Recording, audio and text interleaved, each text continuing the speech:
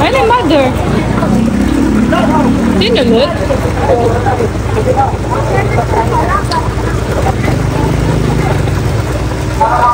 Sabay-sabay, mat. Salit ba? Ayun, ayun si nanay.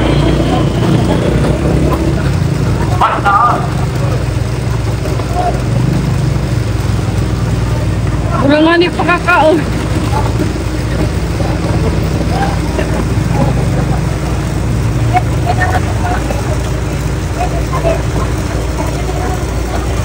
Mabuti na lang, hindi pa daw aalis, kaya bumaba din sila agad after nila ayusin dun sa taas yung mga gamit nila. Nakapag-almusal din kami ng sabay-sabay. After din namin kumain, nagbiyahe na kami papuntang airport kasi 2:35 PM ang aming flight. And para doon sa mga hindi nakakaalam, from Dolores to Tacloban, Dolores is from where I ride a van going Tacloban na. And another tricycle, ayan, nag-drive kami papunta na doon sa airport. Yung kapatid ko tsaka mga pinsan ko, nakaalis na daw sila ng 8 AM doon sa Dolores, pabiyahing Manila.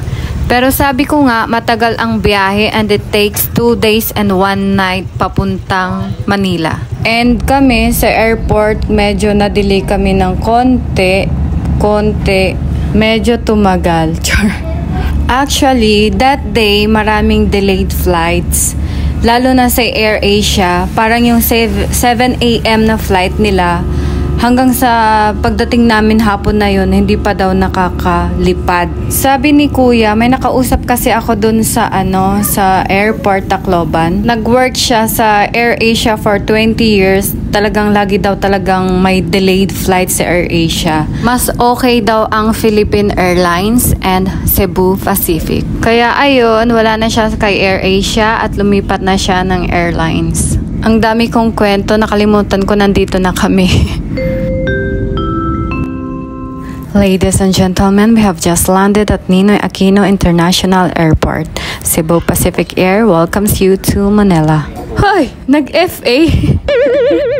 Charot lang, trinay ko lang yun. Pagdating pala namin dito sa airport, hindi pa agad kami nakababa kasi hindi ko alam kung ano nangyari. Pero ang tagal na, standby kami for 1 hour. Hanggang sa nag-decide na lang siguro mag-park yung airplane na sinasakyan namin. Kasi ang tagal talaga, ang tagal namin nag-antay sa loob. And yung sundo namin, dumating na 3:30 pa lang kasi dapat 2:35 ang namin, ina-delay kami. Plus, delay pa yung arrival namin. Kaya hindi ko alam, baka na-traffic din sila sa Himpapawid, charot. Kasi tingnan nyo naman, ang dami namin magkakasunod pala. First kami, 1, 2, 3, 4.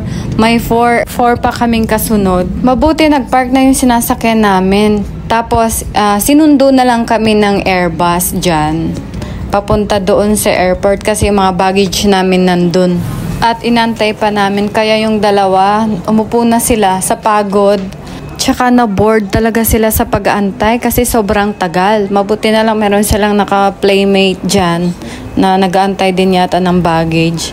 Kaya ayun, naglaro-laro muna sila dyan. After ko nga nakuha yung luggage ko, agad na kami lumabas sa airport. Pero paglabas namin, hindi pa umuulan nun. Mga minutes lang, umulan na agad, sobrang lakas. At sobrang traffic pa that day. Kaya pagoda ang person. Yun lang.